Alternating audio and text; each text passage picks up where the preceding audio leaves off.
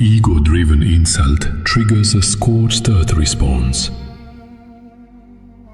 400 armed men are riding down a mountain pass, sworn to annihilate an entire household before dawn.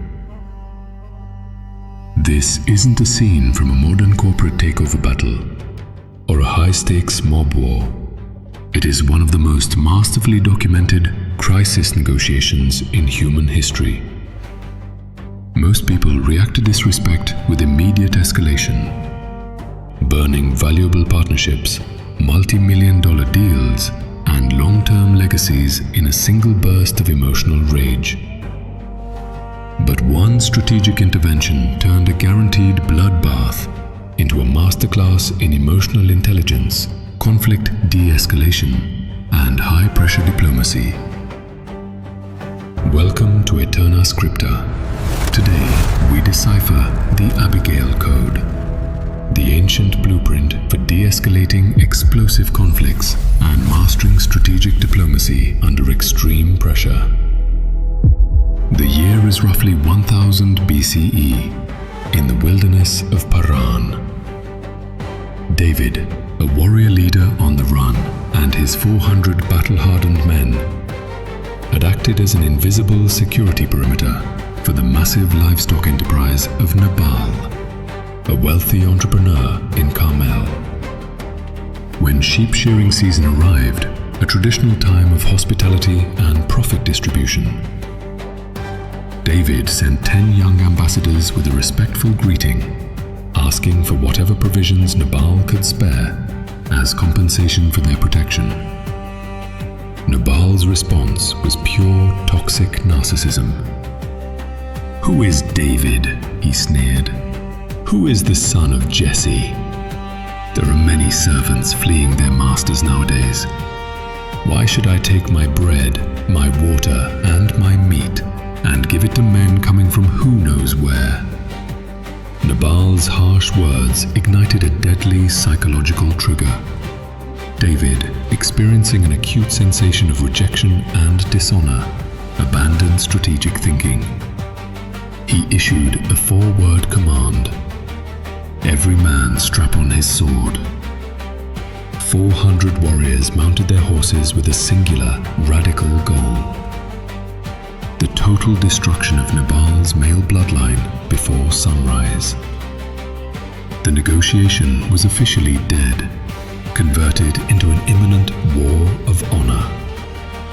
Enter Abigail, Nabal's wife. Unlike her husband, whom his own servants described as too ill-tempered to reason with, Abigail possessed extraordinary contextual intelligence, rapid decision-making, and zero emotional reactivity. When a servant alerted her to the crisis, she did not panic, nor did she waste time trying to argue with her intoxicated husband. She executed a rapid tactical intervention. Before speaking a single word, she prepared a massive logistical offering: 200 loaves of bread, 2 skins of wine, 5 prepared sheep, roasted grain, raisins, and fig cakes, and dispatched them ahead on donkeys. She neutralized David's tangible grievance before attempting to influence his emotional state. When she encountered David on the mountain trail, her body language executed a complete cognitive intercept. She dismounted, fell on her face, and performed a move that shattered David's destructive momentum. She voluntarily assumed the guilt. "On me alone, my lord, be the blame," she declared. By absorbing the liability for an error she did not commit, she disarmed David's moral justification for violence.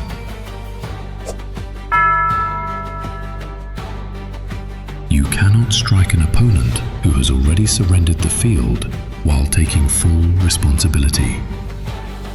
Then came the ultimate psychological pivot. Abigail reframed David's decision matrix from short-term emotional gratification to long-term legacy. She reminded him that he was fighting the Lord's battles, and was destined for an enduring dynasty. When the Lord has fulfilled all his promises to you, she warned, my Lord will not have on his conscience the staggering burden of needless bloodshed, or of having avenged himself. She forced a future king to look past his immediate impulse and calculate the heavy cost of future regret. As Proverbs 15:1 states, a soft answer turns away wrath, but a harsh word stirs up anger. Abigail embodied this law, transforming a vengeful warlord back into a visionary statesman.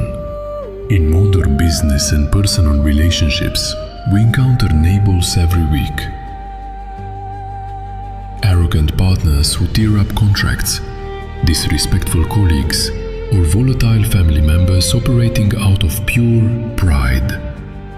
The default human reaction is to become David, to strap on our intellectual or legal swords, match hostility with hostility, and burn the enterprise to the ground just to win the argument. But winning an argument through mutual destruction is a Pyrrhic victory that destroys long-term valuation and personal reputation. The Abigail Code demands that you step out of emotional reactivity and execute a 3-step crisis protocol. First, resolve the tangible friction point before attempting to change the narrative. Second, apply tactical humility. Lower your opponent's defensive armor by disarming their perceived threat rather than feeding their ego. Third, appeal to the long-term legacy of the counterpart. Ask them, or ask yourself, will this immediate emotional response serve the leader you are trying to become 5 years from now? True power is never the ability to destroy your opponent. It is the strategic intelligence required to prevent your opponent's foolishness from altering your destiny.